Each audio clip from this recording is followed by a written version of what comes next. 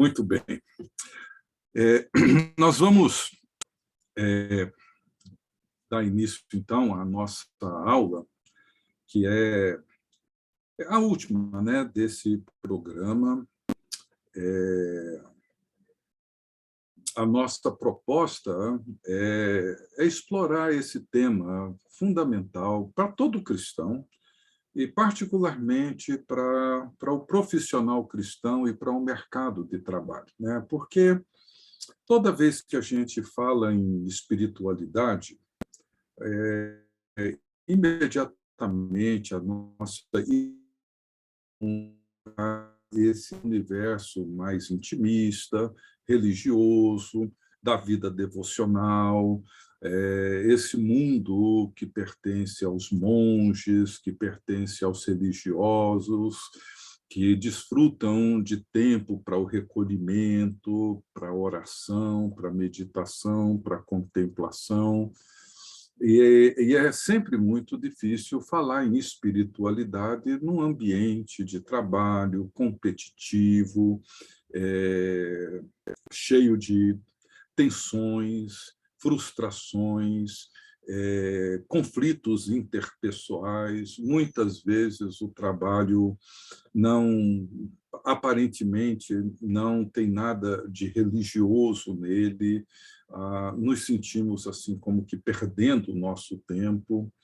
Enfim, e ela tem essa natureza assim mais subjetiva, mais intimista, com características mais religiosas, e praticamente não tem nada a ver com o mercado. E quando no mercado começa a valorizar a espiritualidade, então entra-se num campo ainda mais subjetivo, que envolve as espiritualidades no mundo corporativo, envolve uma série de preocupações com toda essa área subjetiva, a procura pela essência de mim mesmo, qualquer coisa que o valha. E, por outro lado, o caráter também é um outro tema que não é tão simples, porque nós transitamos entre duas possibilidades, né? De um lado, nós temos o moralismo estoico, né? O esforço que nós desenvolvemos para alcançar as virtudes morais necessárias, mas sempre a partir de um esforço pessoal para alcançar a excelência, né? Isso era muito forte na cultura grega, né? Em todos os níveis, em todas as áreas, mas talvez a expressão melhor para o cristianismo não seja tanto a busca pela excelência ou pelas virtudes, mas a forma como o fruto do Espírito é refletido em nós e através de nós, não é? Então, muitas vezes, nós oscilamos entre um tipo de moralismo estoico, criando regras, criando normas, e, do outro lado, nós transformamos ou acreditamos que os nossos valores profissionais podem ser um substituto para a formação do caráter, o que não é. Então, eu gostaria que nós olhássemos hoje, assim, eu vou procurar, de alguma forma, amarrar algumas pontas e, na segunda parte, tocar num assunto que, para mim, talvez seja um dos assuntos mais importantes e mais negligenciados por todos nós dentro das Escrituras e que diz respeito à nossa espiritualidade e formação do nosso caráter, tá? Mas antes, então, de continuar, deixa eu orar pedindo a bênção de Deus para as nossas conversas dessa noite. Pai querido, nós te agradecemos por tudo. Te agradecemos pela bondade, misericórdia, justiça e graça do Senhor. Te agradecemos porque o Senhor é um bom Pai, justo e misericordioso. Abençoa-nos nessa noite, ó Deus, e permita que possamos compreender melhor aquilo para o qual o Senhor nos chama e viver a realidade para dentro da qual o Senhor nos convida. Esteja conosco e nos guarde no nome de Jesus. Amém. Deixa eu, então, compartilhar a tela com vocês e para a gente seguir aqui com o nosso tema. Eu queria começar lembrando do versículo de Colossenses 3,17, onde Paulo diz: e tudo o que fizerdes, seja em palavra, seja em ação, fazei-o em nome do Senhor Jesus, dando por ele graças a Deus Pai. Essa é a conclusão que Paulo chega diante do longo argumento que ele desenvolve nos capítulos 1 e 2 de Colossenses, afirmando o triunfo de Jesus Cristo, a vitória de Jesus Cristo sobre os poderes, sobre as potências do mundo. E ele, no capítulo 2, ele diz que, despojando os principados e potestades, publicamente os expôs ao desprezo, triunfando deles na cruz. Então, ao longo de todo o capítulo 1 e 2, Paulo, então, afirma esse triunfo de Jesus Cristo sobre os poderes e que Jesus Cristo é o Senhor sobre todas as coisas, nos 4 primeiros versículos do capítulo 3. E a estrutura da formação do caráter e da espiritualidade cristã é apresentada de uma forma muito didática por Paulo, tendo como base, fundamento, os 2 primeiros capítulos e entrando no capítulo 3. Então, a estrutura, basicamente, do capítulo 3 é essa daqui. Primeiro, se já morremos com Cristo, devemos fazer morrer nossa natureza terrena. O que primeiro acontece com Cristo, acontece conosco. A morte de Cristo nos convida a uma morte em Cristo. E se já morremos com ele, então nós devemos fazer morrer nossa natureza terrena. Como eu tenho dito, esse é um longo processo que envolve a vida inteira. Por isso, Jesus fala sobre tomar a cruz dia após dia. A necessidade da negação diária, da morte diária. Portanto, em toda a nossa caminhada de fé, nós estamos sempre morrendo para a nossa natureza terrena, a natureza ainda corrompida e marcada pelo pecado, pela queda, abandonar, deixar, morrer para essa natureza. E Paulo segue dizendo, dentro da mesma lógica, se morremos, ressuscitamos com Cristo, e se estamos agora ressurrectos em Cristo, devemos nos revestir da nova humanidade, da nova criação.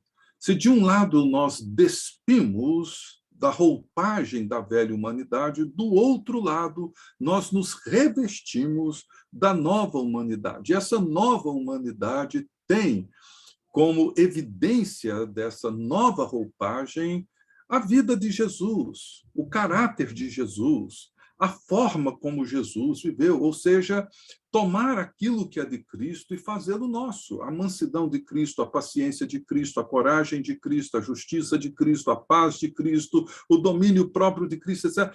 Tomar tudo aquilo que é de Cristo e fazê-lo nosso. Essa é a nossa nova roupagem. Então, nós morremos e nascemos, ou renascemos. Nós despimos e revestimos. Esse é um processo contínuo. Morremos para nós mesmos, né? E revivemos para a vida de Deus. Então, em terceiro lugar, isso não se trata de regras, né, como a gente tem insistido, mas de viver a partir daquilo que já somos e em antecipação àquilo que um dia seremos plenamente. E aqui o professor N.T. Wright nos dá uma excelente colaboração quando ele nos encoraja, nos convida a olhar para a nossa condição, a olhar para a nossa própria natureza, a olhar para a nossa, a olhar antecipadamente para aquilo que um dia seremos. Ou seja, esse exercício da imaginação, ou seja, como que nós imaginamos o reino de Deus, como que nós imaginamos aquilo que um dia seremos em Cristo plenamente. Essa imaginação nos reveste, no momento presente, de uma nova vida em Cristo Jesus. Ou seja, nós vivemos hoje a partir daquilo que um dia seremos. E a afirmação de Paulo, e tudo quanto fizerdes, seja em palavra, seja em ação, fazei-o em nome do Senhor Jesus, dando por ele graças a Deus Pai, ela não deixa espaço para lacunas. Envolve tudo o que fazemos, envolve nossas ações, nossas conversas, nossas decisões, envolve o lazer, envolve nossa vida religiosa, envolve tudo. E fazemos tudo isso como um povo submisso ao governo de Jesus Cristo. Fazemos tudo isso em nome de Jesus Cristo, em outras palavras, como seus representantes. Agimos em seu nome, como um diplomata no exterior, ele age em nome da nação que ele representa. Nós agimos aqui no mundo em nome do Senhor que nós representamos, dando por ele graças a Deus Pai, agindo sempre de forma doxológica, em adoração, promovendo a adoração, em forma de adoração, dando por ele graças a Deus Pai. Isso é simplesmente fascinante. E nós vemos que Paulo coloca isso em todas as esferas, os senhores com seus escravos, os profissionais no seu ambiente de trabalho, o cônjuge, os filhos, ou seja, todas as esferas de vida, nós estamos envolvidos nessa dinâmica da vida da fé. E Pedro, ele coloca isso de uma forma extraordinária quando ele escreve na sua segunda carta, capítulo 1, versos 3 a 11, Paulo diz assim, olha que impressionante a visão de Pedro.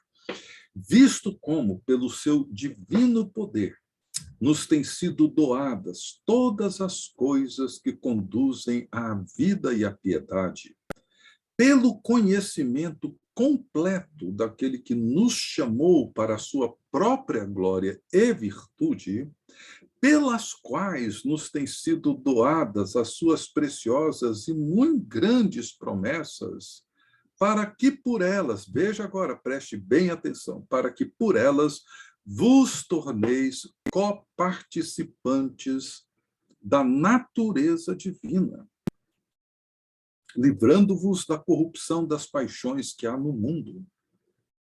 Vocês já pararam para pensar que nós somos chamados, ou seja, ele já nos deu as suas preciosas e ricas promessas, ele nos chamou para a sua glória e virtude, nos deu o que é necessário para a vida e para a piedade, de forma que nós nos tornamos, assim, coparticipantes da natureza do próprio Deus.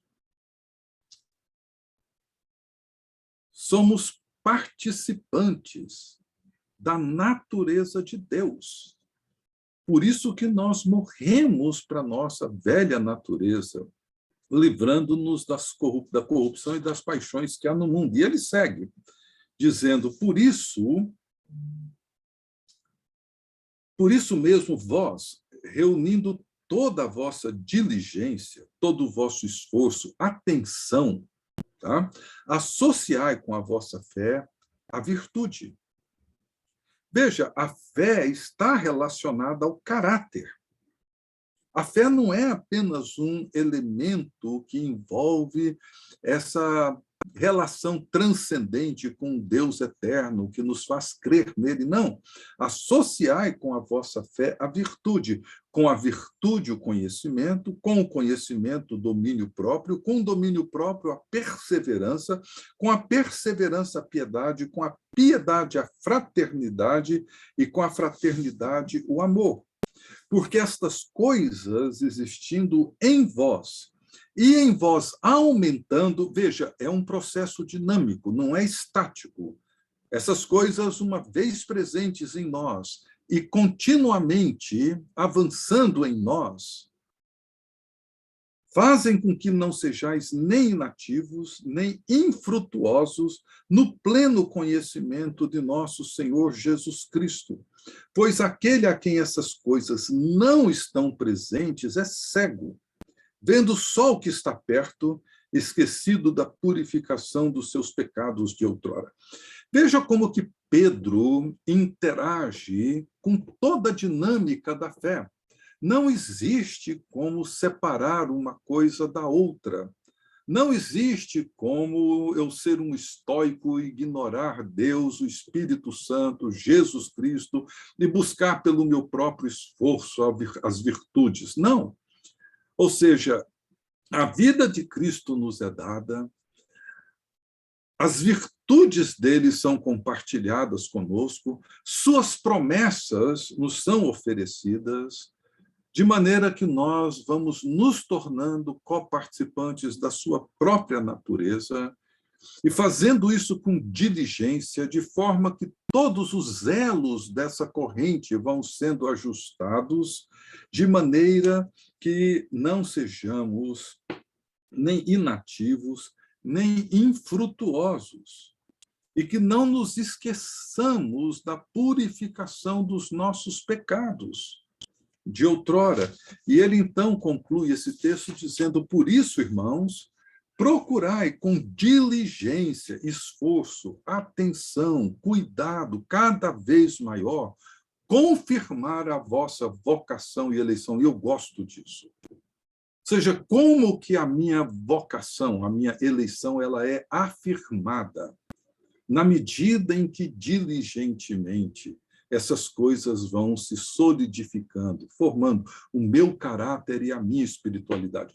É por isso que o Pearson, o Perkins, lá no século XVII, e muitos outros, o próprio Lutero, um pouco antes, reconheceram que o melhor lugar para construir a experiência espiritual e o caráter cristão é o mercado, é o mundo do trabalho.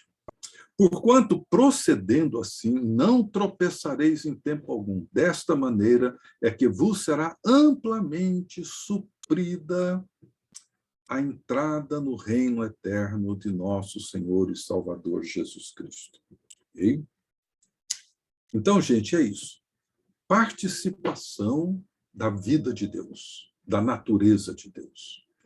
Esse é o princípio do caráter e da espiritualidade cristã. Participação da vida de Deus. E isso, então, nos coloca diante de um outro tema muito importante, que já falamos sobre ele, não vamos explorá-lo muito agora, que é o reino de Deus, né? E que eu queria fazer duas observações rápidas. A primeira, Jesus afirma que o reino já veio, o reino está em vocês. Está dentro de vocês. O reino está próximo, o reino está em vocês. O reino já chegou e o rei já chegou. E o rei, com a sua morte, ressurreição e ascensão, assumiu seu lugar no trono eterno. A pergunta que provavelmente os discípulos no tempo de Jesus perguntavam, e talvez nós também perguntemos hoje, é se o reino já veio. E se o rei já foi estabelecido no seu trono, por que que o mundo continua do jeito que está e talvez, aparentemente, até pior? Por que que continuamos enfrentando os conflitos, as guerras, a fome, a miséria, etc.? Essa é uma pergunta importante que nós precisamos, que muitas vezes nós fazemos. Mas é importante lembrar mais uma vez, já fizemos isso aqui, vamos lembrar mais uma vez. Jesus, ele procura, na instrução aos seus discípulos, deixar claro que, embora o reino já esteja presente, ele, ele avança lentamente. É como um fermento no meio de uma massa. É como um grão de mostarda. É como um tesouro escondido. Então, nós temos, Paulo fala isso em Colossenses, e Jesus deixa isso claro, nós temos, num certo sentido, uma identidade escondida. Ou seja, não é secreta, mas ela é escondida.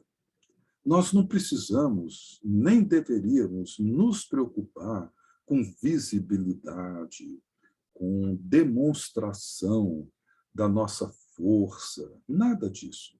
O reino está presente, o fermento está ali. A pergunta é, como que esse fermento está presente no seu ambiente de trabalho? Talvez você não esteja vendo nada muito relevante, importante acontecendo em função da sua presença ali dentro. Não preocupe com isso. Apenas permaneça sendo um testemunho vivo de Jesus Cristo ali dentro. Essa é a única coisa que você precisa se preocupar.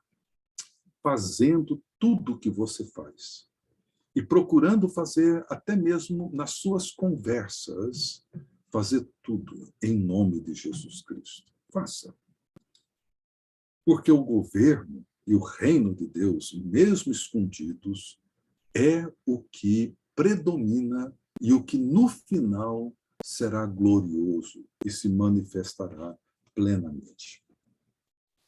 E nós temos aqui, eu gosto dessa diferença, e aqui é só mesmo uma observação assim, bem singela, na verdade. Nós temos duas parábolas na Bíblia onde os elementos das parábolas são colocados de forma distinta, que é a parábola do semeador e a parábola do joio e do trigo.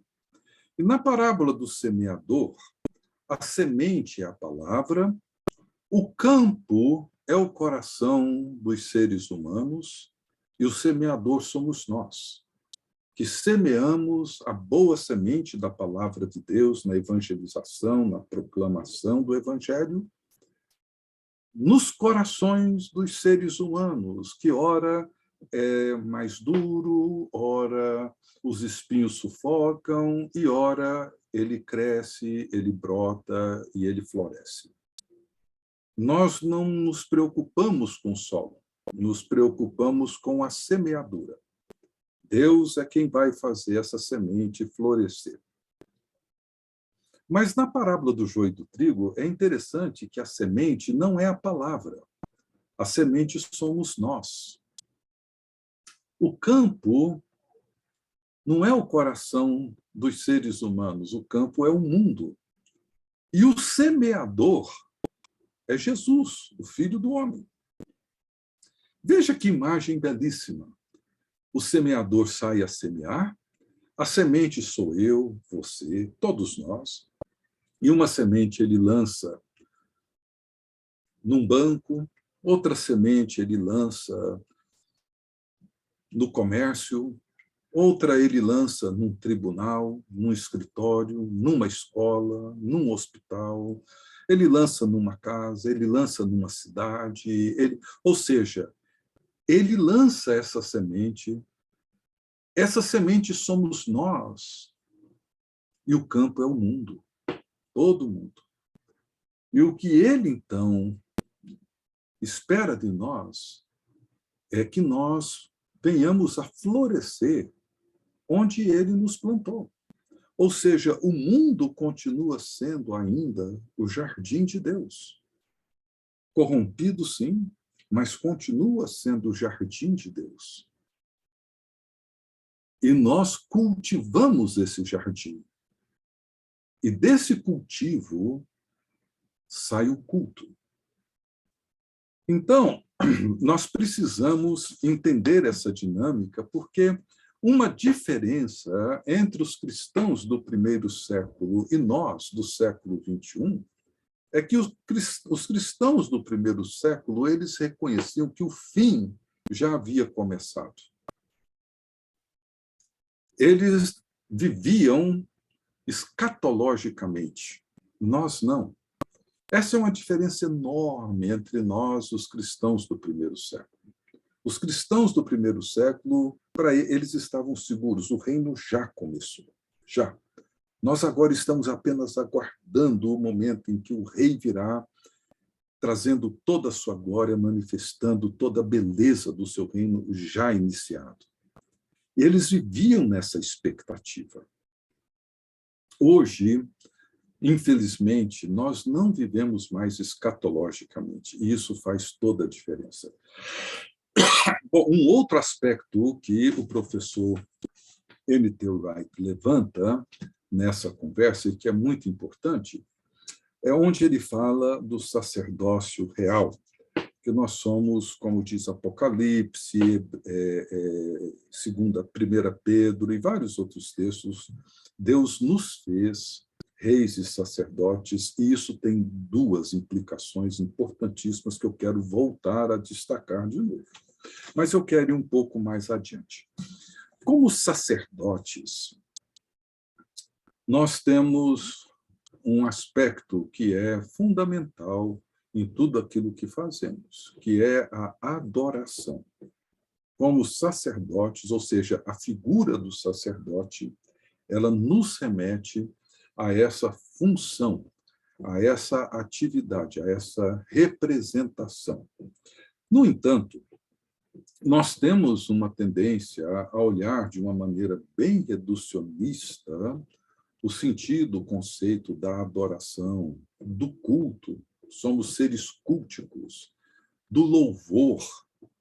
Então, para muitos cristãos hoje, adoração é aquilo que nós fazemos na igreja aos domingos, ou talvez num ou no outro dia da semana, quando nós nos reunimos e prestamos o nosso culto a Deus. Ela sofre um reducionismo ainda maior, porque muitos limitam a adoração ao cântico, que nós chamamos de forma reducionista de louvor. O que para muitos cristãos é hoje o louvor? É cantar. Tanto é que quem vai dirigir o louvor? Quem vai preparar o louvor? Essa é a nossa linguagem. O louvor é cantar, ou seja, quem vai preparar as músicas, quem vai tocar e quem vai dirigir esse período de louvor, porque louvor foi reduzido ao ato de cantar.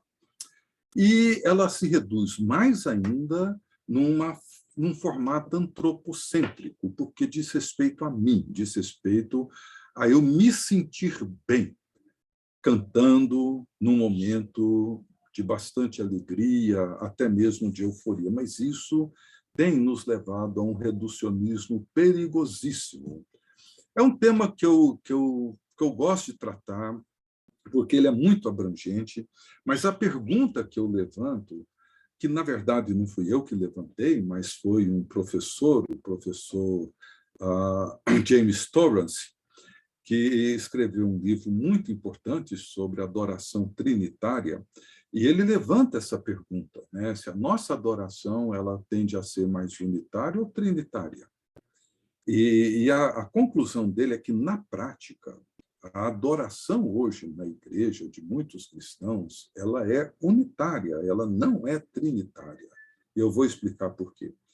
Segundo o professor Torrance, ela é unitária porque ela diz respeito àquilo que eu faço para Deus. Ou seja, eu vou no culto, na minha igreja, e ali eu participo daquele momento litúrgico onde, junto com os meus irmãos, eu canto os hinos de louvor a Deus, eu participo da leitura da Bíblia, das orações de invocação, confissão, intercessão, consagração, da proclamação da palavra de Deus, etc. Enfim, eu participo de tudo aquilo, faço isso em obediência a Deus, porque Deus me chama para cultuá-lo, para adorá-lo, mas, no fim das contas, é o que eu faço para Deus, através da música, da leitura e das orações. Por que é unitário? porque, num certo sentido, nós presumimos, isso não é tão consciente assim, ou melhor, nós abdicamos da figura de um mediador e da figura e do papel do Espírito Santo no ato da adoração. Por que que nós abrimos mão da figura do mediador e do Espírito Santo? Porque quando sou eu que faço, esse cenário muda completamente. O autor de Hebreus e todos os textos da Bíblia, eles vão nos mostrar e apontar que existe apenas uma única oferta que Deus aceita, que é a oferta do seu Filho, Jesus Cristo, que é uma oferta perfeita, pela sua perfeita obediência. Em outras palavras, Deus não aceita a nossa oferta, porque é uma oferta sempre comprometida e maculada pelo pecado. O ato de adoração é a nossa participação na oferta de Cristo ao Pai pelo poder do Espírito Santo. Vocês estão entendendo? Acompanhando? Ou seja, na prática, para muitas igrejas, e aqui é uma provocação, para muitas igrejas, na prática, hoje nós fazemos uma certa substituição. E algumas pessoas, até inconscientemente, eu acredito, assumem esse papel. Ou seja, quem é que nos conduz à presença de Deus em adoração? É o dirigente do louvor, acompanhado e apoiado pela banda. A banda faz o papel do Espírito Santo e o dirigente do louvor é o nosso mediador. Alguns, inclusive, assumem esse papel. Agora, fulano de tal irá nos conduzir à presença de Deus. Como assim? Fulano de tal vai me conduzir à presença de Deus? Existe um único que me conduz à presença de Deus, que é o Filho de Deus, que pela sua morte na cruz do Calvário rasgou o véu e me conduz à presença de Deus. Ninguém mais faz isso. E eu não tenho uma oferta minha para oferecer a Deus.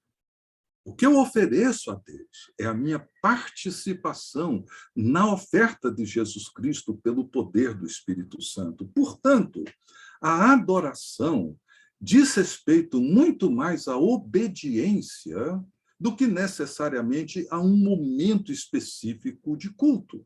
Embora esse momento é fundamental, é importantíssimo.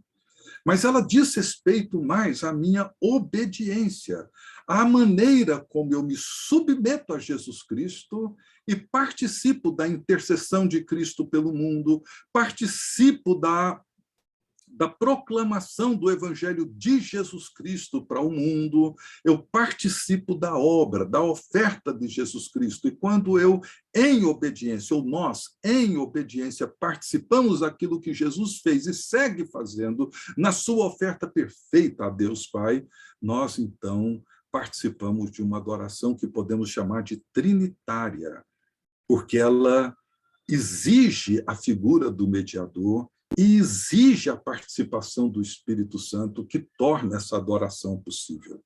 Então, veja que, como adoradores, o nosso trabalho é importante. E tudo o que fizerdes, seja em palavra, seja em ação, fazei em nome do Senhor, dando por ele graças a Deus Pai. Façam isso em nome de Jesus, ou seja, amanhã, quando você entrar no seu trabalho, isso é um ato de adoração, se você vive e participa da oferta de Jesus Cristo, intercedendo pelos seus colegas de trabalho, procurando viver e agir como Jesus Cristo, como representante dele. E como reis, nós temos essa implicação que envolve a missão, que também não é nossa. Nós participamos da Missio Dei, da missão de Deus. E quando Deus chama Abraão, ele define a missão de Abraão e do povo de Deus de uma forma bem simples e objetiva: abençoar as famílias da terra. Em outras palavras, revelar Deus para o mundo e trazer o mundo de volta para Deus através das ações, das palavras e de tudo que nós fazemos em todo o ambiente, em todos os lugares nos quais nós nos encontramos. É isso. Existem uma infinidade de possibilidades de abençoarmos pessoas no trânsito, aquela pessoa que está apressada, talvez pelos motivos mais injustificáveis. Pode ser que, em algum caso mais raro, o motivo seja bem justificável, mas mesmo aquelas pessoas que são grosseiras no trânsito, etc., talvez ali, silenciosamente, você ore, abençoando, pedindo para Deus, suplicando a Deus para protegê-la de um acidente, para que ela, em algum momento, tome consciência de que a vida dela é preciosa para Deus e a vida dos outros. E dessa forma você está cumprindo a missão, é você permanecer atento no seu ambiente de trabalho, para alguém que está passando por alguma dificuldade, ou mesmo para uma decisão importantíssima que será tomada, de tal maneira que aquilo possa refletir a bondade e o cuidado de Deus. E eu quero terminar, nós temos aqui mais uns 5 minutos, considerando esse tema que envolve a espiritualidade e o caráter, o mandamento do descanso, do Shabat, usando a expressão judaica, ou sábado, na nossa língua. Né? Às vezes, a gente usar sábado dá a impressão de ficar limitado e restrito a um dia. E talvez seja importante a gente pensar no Shabat como alguma coisa que transcende isso. Né? Mas uma primeira observação importante é que o Shabat, ou sábado, é um mandamento que antecede a queda. Ele não é um mandamento para corrigir desvios da queda. Ele é um mandamento expressivo da criação de Deus. Em 6 dias, o Senhor Deus criou todas as coisas e no 7º ele entrou no seu descanso. Ele é reafirmado no Decálogo, reafirmado nos Evangelhos, onde Jesus procura corrigir compreensões inadequadas desse mandamento. Então, o mandamento do descanso, do Shabat, é um lembrete de que nós recebemos o tempo e o trabalho como dádiva. Porque nós temos uma tendência de pensar que uma coisa é um trabalho e a outra coisa que não tem necessariamente a ver com o trabalho, a não ser algo que precisa acontecer depois dele, que é um direito nosso, é o descanso. Ou seja, agora que eu fiz tudo o que eu deveria ter feito, eu tenho o direito ao descanso. Na verdade, nós começamos com o descanso. Depois que Deus cria, ele entra no seu descanso e daí nós começamos a trabalhar. Nós começamos a partir daquilo que Deus já fez. E nós não criamos nada, nós apenas cuidamos daquilo que foi criado. E é uma antecipação, como diz a carta aos Hebreus, do nosso descanso eterno. É um lembrete de que Deus, ele encontra-se trabalhando, Deus continua trazendo shalom. E lembramos que resta um descanso para o povo de Deus, como diz Hebreus 4:9. E que a salvação de Deus é essa ação divina restaurando o mundo quebrado. Então, o Shabat, ele olha para a criação de Deus como um bom presente de um bom Deus que nos foi dado. Deus descansou de tudo que ele fez, E nós recebemos nossa vida como um presente de Deus. E recebemos o trabalho como um dom de Deus. E o trabalho é uma resposta ao chamado de Deus, a maneira como nós interagimos com o mundo de Deus.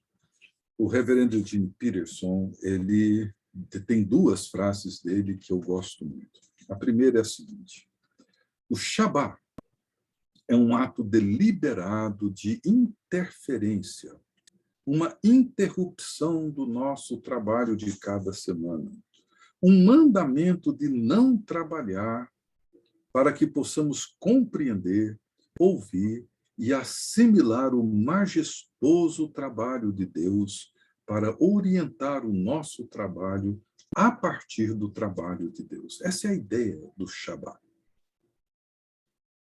Ou seja, é esse chamado de Deus para nós, repetidamente, semanalmente, continuamente, contemplarmos, refletirmos, compreendermos o trabalho de Deus, o trabalho que já está feito, o trabalho que não depende de nós. E o fato é que eu posso pensar que sem mim, sem minha presença, etc., as coisas não vão andar, se eu não fizer, as coisas não irão acontecer, eu tenho que estar lá, etc., etc. E um dado momento eu morro e as coisas continuam, a igreja vai continuar, outros virão, outros farão o trabalho melhor do que eu tenho feito, e Deus continuará abençoando, e Deus continuará falando. Ou seja, eu preciso parar. Eu preciso ter esse ato deliberado de interromper o meu trabalho e compreender e assimilar o que Deus está fazendo. E de que maneira aquilo que Deus já tem feito orienta aquilo que eu sigo fazendo. Essa é a ideia. A outra frase dele, ele diz assim que o Shabat se levanta todas as semanas como um marco contra a redução do tempo a dinheiro, contra uma cultura que não deixa tempo para Deus e para qualquer outra coisa que o dinheiro não possa comprar. É uma defesa contra a perda da santidade do tempo. É isso que Babilônia faz, não é? É um mundo onde tudo está à venda, onde tudo pode ser comprado ou vendido, inclusive a alma dos homens, e os cristãos, eles se levantam como num protesto contra esse reducionismo do tempo. Tempo é dinheiro? Não, não é dinheiro, tempo é dom, tempo é dádiva. Contra essa cultura que não deixa tempo para Deus, para ninguém. Eu, muito tempo atrás, muitos anos atrás, praticamente no início do meu pastorado, eu sempre dizia, desde que nós começamos a ter uma assistente, uma secretária na nossa igreja, eu sempre dizia para ela, nunca diga para ninguém que eu estou ocupado, que eu não tenho tempo agora, nunca diga. Ligou para cá querendo falar comigo, eu posso atender, eu tenho tempo. Pode ser que naquele exato momento eu não possa atender, mas eu vou atender. Eu não queria, como não quero, como não desejo que as pessoas olhem para mim como uma pessoa ocupada. Porque isso, para mim, é uma armadilha. É uma armadilha. Eu não quero que as pessoas olhem para mim como alguém que não tem tempo para elas. Porque se eu não tenho tempo para elas, elas certamente concluirão sem muita dificuldade que eu também não tenho tempo para Deus. O Shabat é uma defesa contra a perda de santidade do tempo. Então, esse mandamento, esse chamado de Deus, ele não tem sido, infelizmente, observado por nós. Não tem. A nossa vida é uma máquina. Inclusive, os momentos onde nós, teoricamente, não temos o que fazer, não estamos envolvidos no trabalho e nenhuma outra responsabilidade, ele é preenchido por alguma coisa, porque nós não conseguimos simplesmente separar esse momento para refletir, pensar, ouvir e assimilar o majestoso trabalho de Deus. Eu tenho provocado alguns amigos meus, né, diante de tudo que a gente está vivendo, pandemia, a guerra na Rússia e Ucrânia, a ameaça de uma terceira guerra mundial, conflitos e tensões ideológicas, políticas, econômicas, recessão, inflação, etc. Quando algumas pessoas chegam agitadas querendo discutir, debater esse assunto, eu tenho provocado alguns a refletirem, a pensarem sobre o que Deus está fazendo no meio disso tudo. Como que nós discernimos o que Deus está fazendo? Porque se não pararmos para refletir, meditar, ouvir, possivelmente isso aí passa batido e vamos sendo absorvidos pelas forças da cultura do nosso tempo. Um rabino, Abraham Heschel, Abraham Heschel, ele disse assim: o Shabat não existe em consideração aos dias da semana. Os dias da semana é que existem em consideração ao Shabat. Não é um interlúdio, mas o clímax do viver. O que ele quer dizer com isso? Ele diz que é como se fosse uma pirâmide. Nós temos a tendência de olhar o tempo de forma linear. Então, eu trabalho aqui 6 dias, 5 dias, 6 dias na semana, dependendo com que eu trabalho aqui. Aí eu tenho um interlúdio aqui de descanso para prosseguir na outra semana. Ou seja, o foco, o que é importante é o que eu estou fazendo aqui nessa semana. O descanso aqui, semanal, é o interlúdio. É, como muita gente diz, é onde eu recarrego as baterias para tocar a próxima semana. E aí, uma vez por ano, a gente tem um período um pouco mais longo para tocar, para recarregar as baterias para o ano inteiro. O Heschel, para ele, o Shabat tem um sentido diferente. Ele não é um interlúdio entre dois blocos de trabalho, mas ele é um clímax. Ele não é linear, ele é uma pirâmide. Eu trabalho aqui, mas aqui, no clímax da minha semana, tem Deus. Deus é que dá sentido ao que eu fiz nos dias que se passaram e é o que dá sentido ao que eu farei nos dias seguintes e reorganiza a minha vida. Se nós guardamos esse princípio, isso seguramente nos ajudará a viver de maneira menos estressada, menos ansiosa e nutrir um pouco mais de liberdade em relação ao nosso trabalho. Deus está trabalhando muito antes de eu começar. Daqui a pouco eu vou dormir, nós vamos dormir. Nós vamos acordar, o pão vai estar na padaria, o leite vai estar no supermercado, na padaria. As coisas estão acontecendo. A água seguiu passando debaixo da ponte. O mundo continuou caminhando. Porque o Criador continua cuidando da sua boa criação. E nós precisamos aprender a reconhecer o que Deus tem feito. Muitas vezes idolatramos o trabalho porque nos transformamos numa espécie de homo faber, um ser fabricante da sua própria realidade. E este talvez seja um dos grandes eventos espirituais do mundo moderno, que é a reversão das prioridades. Maria escolheu a melhor parte. enquanto Marta manteve ocupada nos seus muitos afazeres. O que Marta fez não estava errado. Alguém tinha que fazer aquilo. Mas o que Maria fez tinha um valor singular, tinha um valor importantíssimo naquele momento. Ou seja, não é que a atividade de Marta fosse inferior à de Maria, não. Mas é saber que, num dado momento, num dado espaço do tempo, nós precisamos ser mais atenciosos ao Criador. E uma outra citação do Herschel, ele diz que o labor é um ofício, mas o repouso é uma arte.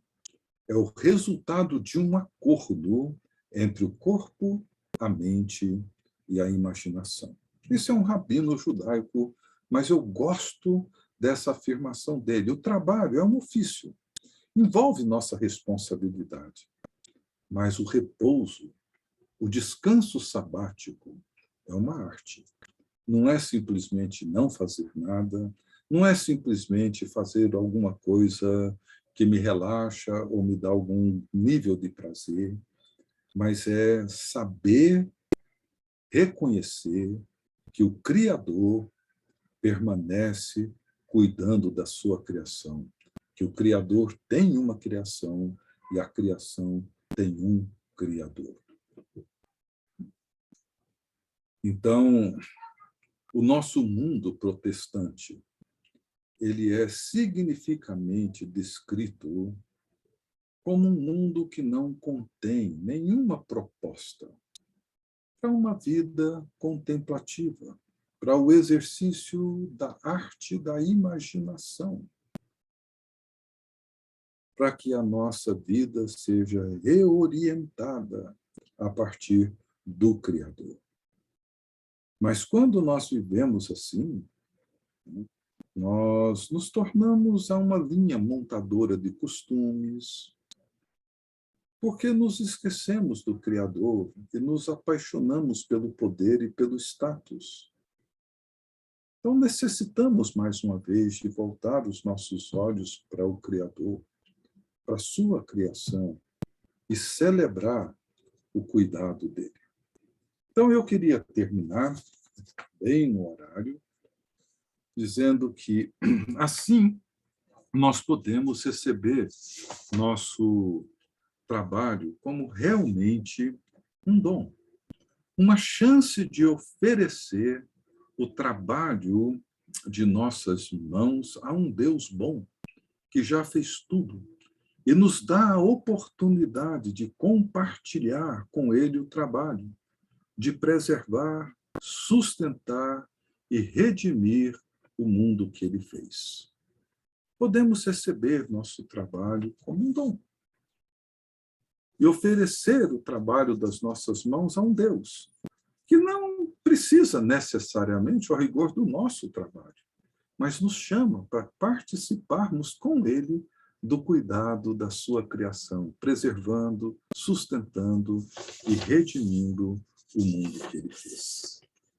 Eu vou interromper aqui o compartilhamento da tela e, por favor, abram seus microfones. E se alguém tiver algum comentário, para aqueles que chegaram um pouquinho depois, o André, ele pediu desculpas, ele vai acompanhar um amigo nosso numa entrevista com o Michael Rim, que é um canadense, e eles estarão hoje à noite nesse encontro. Mas ele está, de alguma maneira, conectado aqui conosco, acho que com o celular ou com o tablet dele, só não vai poder participar, tá bem? Mas, assim, fiquem à vontade e compartilhe, pergunte, critique, qualquer coisa envolvendo essas 4 semanas.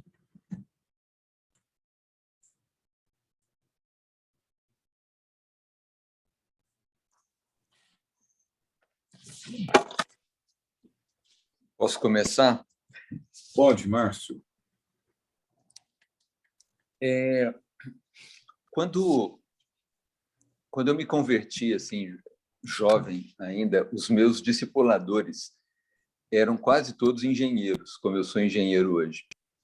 Mas eles se apresentavam, eles eram extremamente envolvidos com a vida da igreja, eles se apresentavam da seguinte forma: eu sou fulano de tal, eu toco aqui na banda de evangelismo da igreja, etc. e tal. Nas horas vagas, eu sou engenheiro.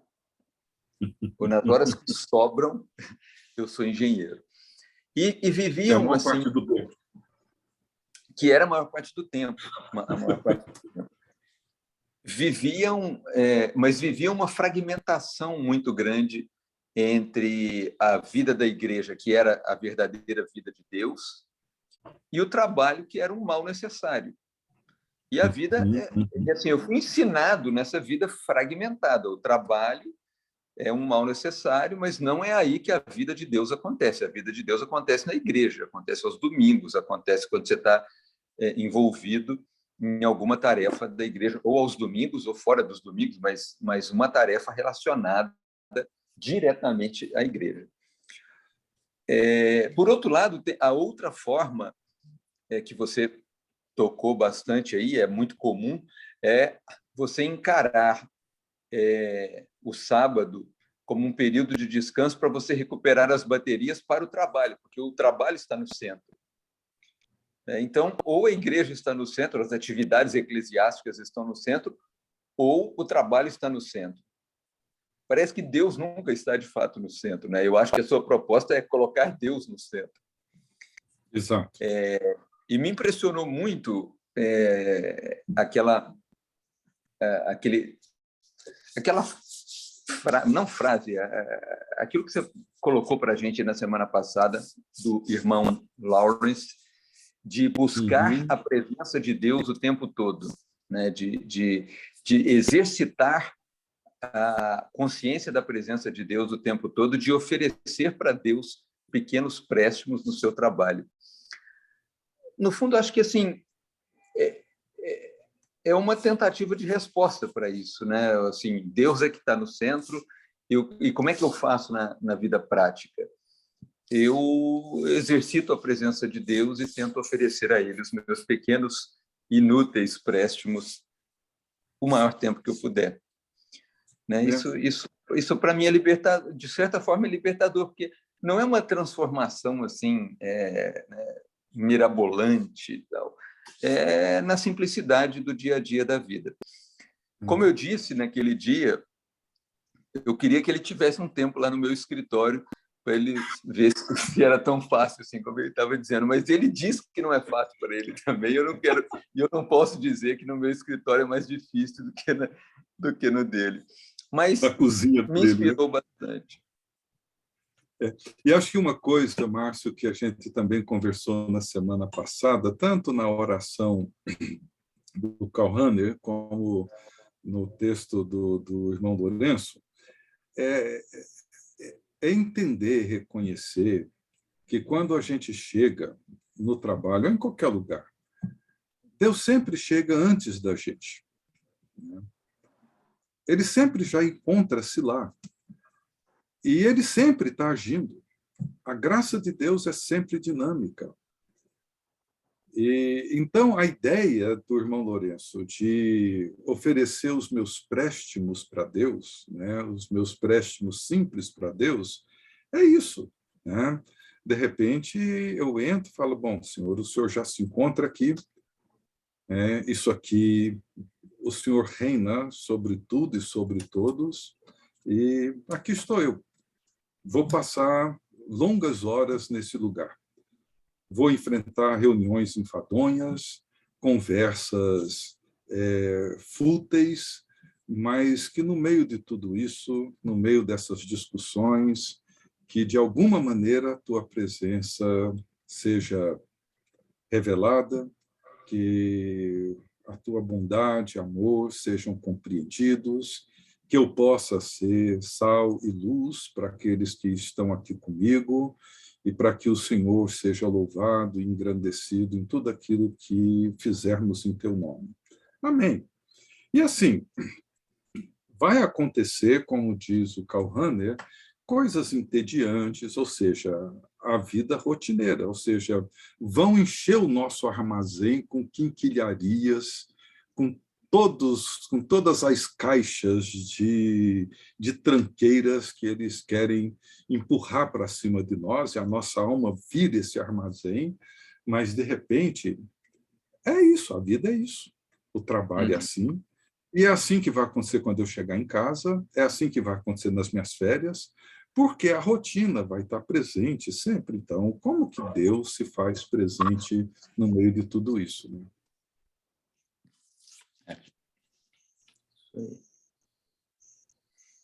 E é como você falou, é libertador. É libertador. Se eu entendo que Deus, primeiro, ele não depende de mim para que as coisas aconteçam. Portanto, eu não sou aquela pessoa infalível, insubstituível, nada disso. Segundo, eu participo da obra de Deus no cuidado da criação de Deus. Eu preciso olhar para o meu trabalho, seja a minha igreja, seja o escritório onde o Márcio trabalha, seja o trabalho no comércio, na repartição pública, o trabalho missionário. Eu olho para aquilo e digo, bom, esse é o jardim de Deus que ele me colocou. E é aqui que eu vou florescer.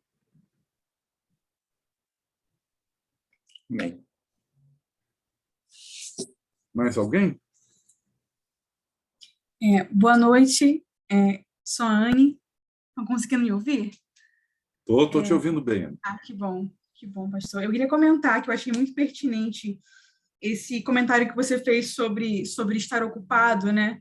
Não cultivar, né, essa personalidade de estar sempre ocupado, me atravessou, porque, de alguma forma, eu acho que isso, muitas pessoas, né, usam isso como um mecanismo de defesa, né? Não, eu estou ocupado, né? E, assim, isso me lembrou muito, né, uma fase, né, fases da minha vida.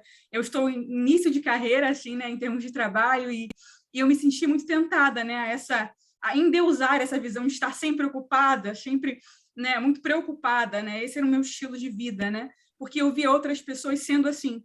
E aí eu me lembrei, né, de um versículo que tem falado muito comigo nesse tempo, que está em Colossenses 2, o versículo 8, que fala assim: cuidai para que ninguém vos faça prisioneiro por meio de filosofias e vãs sutilezas, de acordo com a tradição dos homens, de acordo com as coisas elementares do mundo e não de acordo com Cristo. E, assim, isso fez com que eu refletisse, tipo, você tem se apoiado, né, tem apoiado a sua filosofia de vida, né, a sua, né, tudo que você é em coisas que os homens têm levantado como né, coisas elementares do mundo, sabe? É isso que, né, que te motiva, né? Essa que é a sua bandeira, né? E isso me atravessou porque logo em seguida, né, tá assim, né, que a completude, né, a nossa completude está em Cristo, né? Porque é ele quem nos completa. Então ele deve ser, né, nossa principal motivação e filosofia de vida. Então isso me atravessa muito nesse tempo que eu tenho vivido de início de carreira, de atividade, porque me chama a responsabilidade, né, de enxergá-lo como, de fato, como centro, né, da minha motivação. Isso mesmo. E é curioso como que a cultura valoriza isso, né? Se você ligar para um médico hoje e ele falar, não, eu tenho vaga hoje à tarde, eu posso te atender hoje à tarde. E o outro falar, olha, os próximos 3 meses não tem uma vaga. Ou seja, o segundo é bom.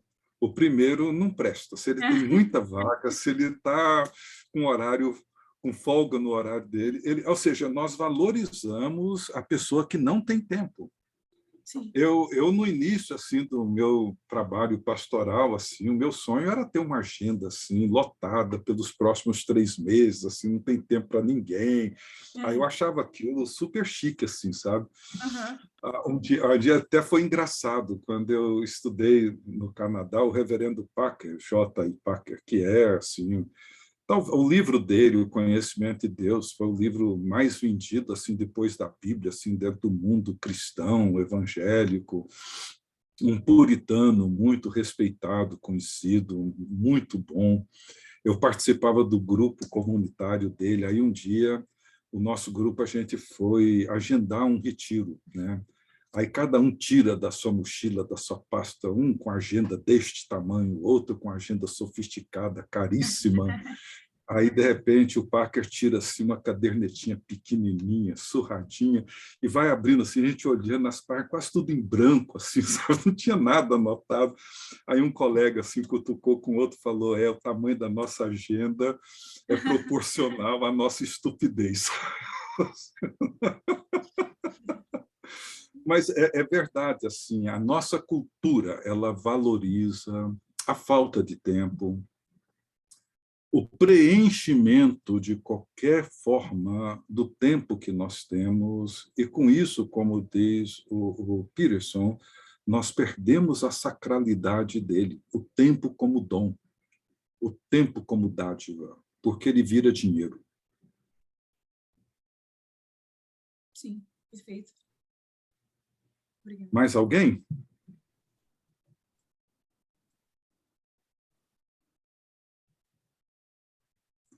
Deixa eu provocar mais um pouco, então.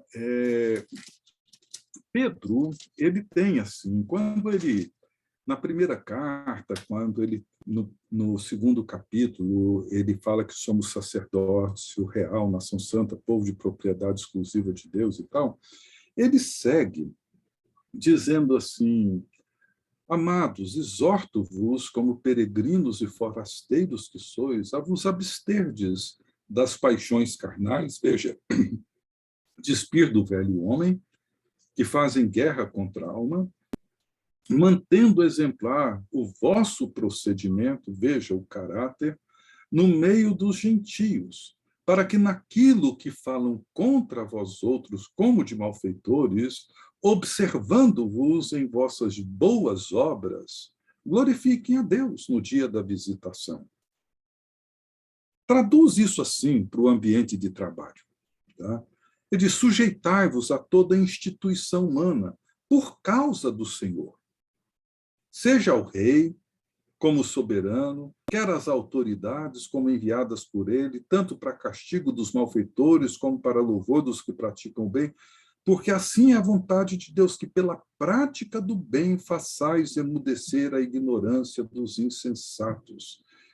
E como livres que sois, não usando todavia a liberdade por pretexto da malícia, mas vivendo como servos de Deus, tratai todos com honra. Amai os irmãos, temei a Deus, honrai o rei.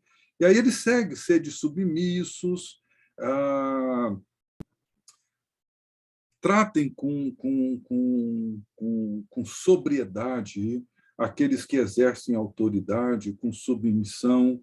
Depois ele fala sobre o casamento, depois ele fala sobre o relacionamento, ou seja, ele entra num universo de atividades humanas, profissionais, familiares, afetivas, relacionais, comunitárias. Ele diz: olha, vivam como povo de Deus. Vivam como povo de Deus. A única maneira de vocês fazerem calar a ignorância dos insensatos é vivendo no meio deles como sábios, como sóbrios. E como que o ambiente profissional, principalmente, ele hoje precisa disso. Né? Um ambiente competitivo. Olha, eu incluo a igreja nisso daí. Competitivo, adoecido, pessoas ansiosas, nervosas, preocupadas, inquietas, medrosas. Como que nós entramos num ambiente assim, ajudando a emudecer a voz daqueles que falam os absurdos porque não entendem nada acerca de vida, de Deus e da prática do bem? É um testemunho poderosíssimo, gente. Poderosíssimo. E o que eu queria, assim, até como forma de incentivar a liberdade, né, que temos em Cristo, não carreguem o peso de ter que mudar o mundo, mudar a empresa, mudar o escritório. Não. Entre apenas como quem entende que Deus me antecipou, o que eu preciso fazer morrer, o que eu preciso me revestir, Qual fruto do Espírito que eu preciso nutrir e cultivar em mim, nesse ambiente em particular? Talvez a paciência, talvez a misericórdia, talvez a bondade, sejam frutos necessários dentro desse ambiente que eu vivo. Quais são os aspectos tóxicos, nocivos, os vícios e os hábitos que eu nutro, talvez a insegurança, a competitividade, a ganância, etc., que eu preciso fazer morrer? Isso precisa acontecer de forma diligente. O que eu preciso fazer morrer? E o que eu preciso fazer reviver? O que eu preciso despir e do que eu preciso me revestir?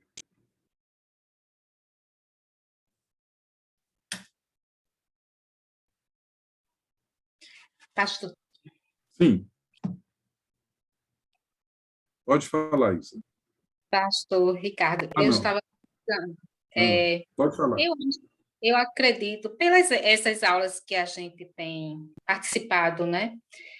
A vida a proposta seria viver uma vida com Cristo, né? Buscando devocionalmente a Ele diariamente, deixá-lo usar a nossa vida, né? Estar disponível nas virtudes dele e seguir essa vida com tranquilidade, confiando que Deus está com a gente e com certeza Ele vai usar no momento certo, com a pessoa certa.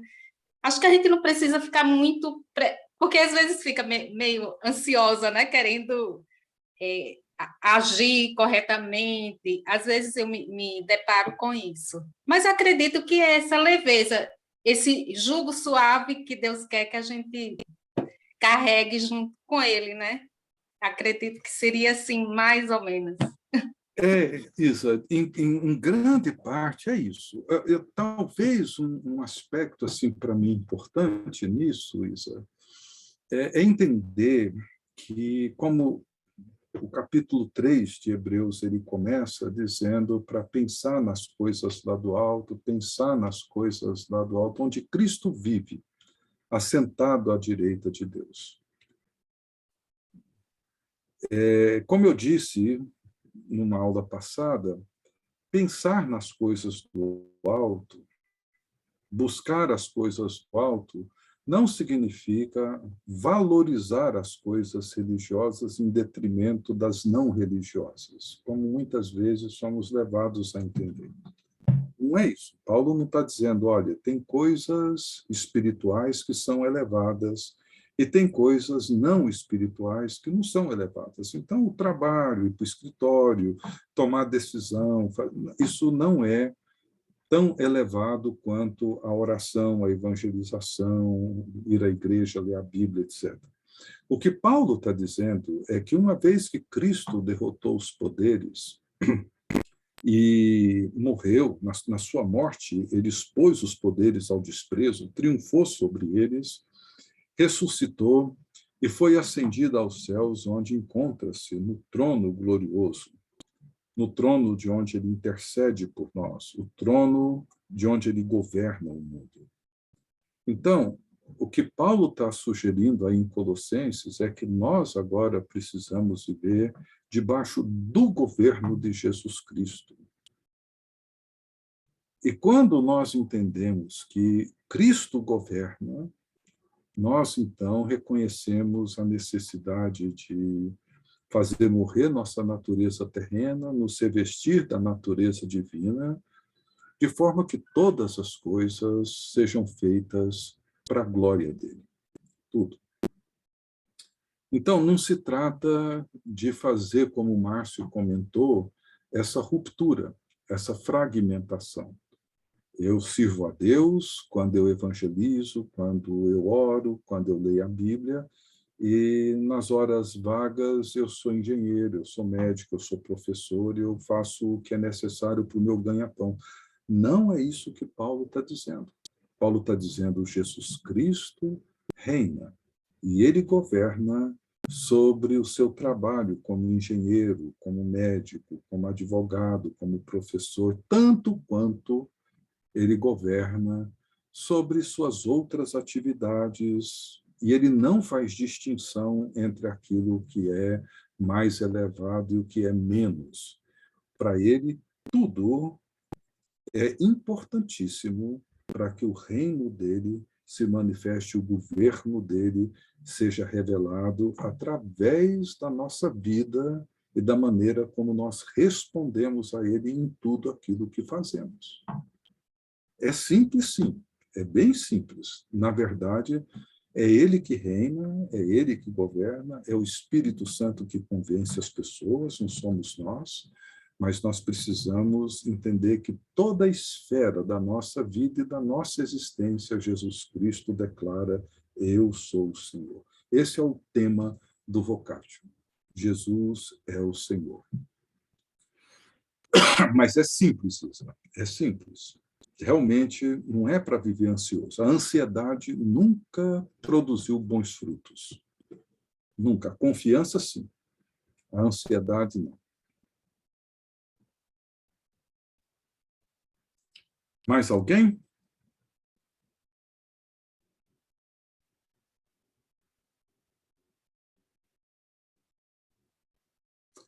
Ok, gente. Bom, esse é o nosso último encontro desse tema. O André colocou aqui, eu vou compartilhar aqui com vocês os nossos próximos programas.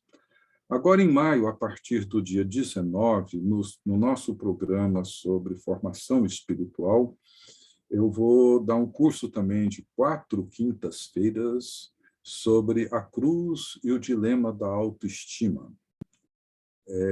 Esse é um tema assim, que vem me cativando, tenho pensado nele, ou seja, a autoestima é um tema moderno, claro, não é tão antigo, mas um tema onde todos nós reconhecemos o valor dele, né, de termos uma percepção de nós mesmos adequada, nem mais nem menos, mas adequada. Sabemos que as pessoas que pensam de si muito além do que devem ou muito aquém do que devem são pessoas que adoecem a si mesmas e aos outros. Mas, por outro lado, nós encontramos na Bíblia o chamado de Jesus para tomar nossa cruz, negar a nós mesmos, morrer para nós mesmos. Ou seja, parece que há um conflito entre o chamado de Cristo e a autoestima. Então, nós vamos olhar para isso, ou seja, o lugar da autonegação como caminho para a autoafirmação, ou para uma afirmação divina.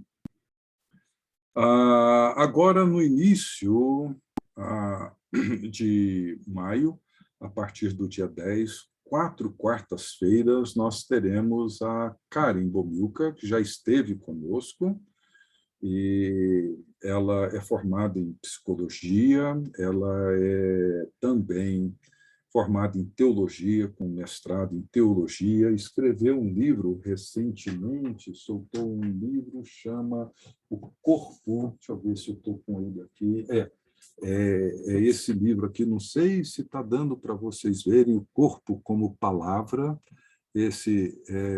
acho que não está bem focado, né? Deixa eu ver aqui, não está não. Mas é um livro muito bom que ela escreveu e lançou recentemente, e ela vai falar sobre o senhorio de Jesus, sobre nossas emoções, né? O cotidiano, o trabalho e os nossos sentimentos diante de Deus, principalmente nesse período pós-pandemia, né? Onde parece que muita gente tem encontrado assim, uma certa confusão. E em junho, nós teremos o Bernardo Shaw. Bernardo Shaw é um amigo muito querido, ele é professor hoje no Seminário Servo de Cristo, mas ele também fez o Regent College, lá em Vancouver, depois ele fez o doutorado dele na Escócia, se não me engano, na escola de St. Andrew, e ele vai falar sobre produzir shalom e viver em esperança. A contribuição do livro de Ruth para a visão do trabalho. Gente, todos eles são, com exceção do primeiro que eu falei para vocês, mas a Karen e o Bernardo são muito, muito bons. Produzir Shalom e Viver em Esperança, uma visão do trabalho a partir do livro de Ruth. Tá? Vocês receberão material e, por favor, ajudem na divulgação. E se vocês conhecerem alguém que quer fazer, mas talvez tenha dificuldade para fazer sua inscrição, peça para entrar em contato com o André ou comigo. O nosso desejo é tornar isso o mais flexível para todas as pessoas que querem participar, tá bom? Então, estão aí os nossos cursos, agora em maio e junho, tá? Fechando o semestre, e já estamos com os nossos programas do segundo semestre já praticamente fechados já. Logo, logo a gente vai divulgar, tá bom? Então é isso, gente. Já são quase 9h30. Se alguém tem alguma coisa para falar, ainda temos um minutinho ou outro para terminar antes de encerrar.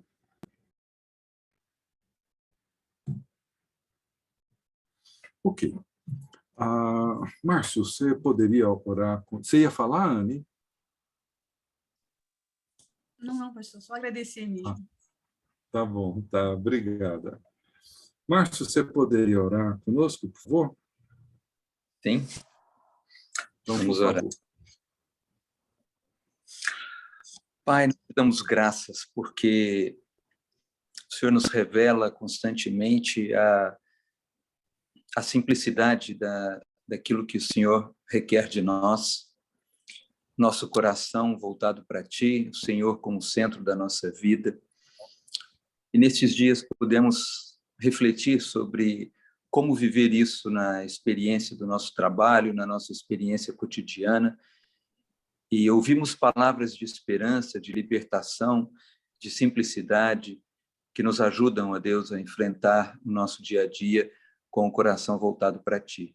Muito obrigado pela vida do Ricardo, muito obrigado por aquilo que o Senhor falou conosco através dele. E continua abençoando, Senhor, estes cursos, as pessoas que vêm para falar em Teu nome e também levantando os que vão ouvir e ser edificados por essas palavras.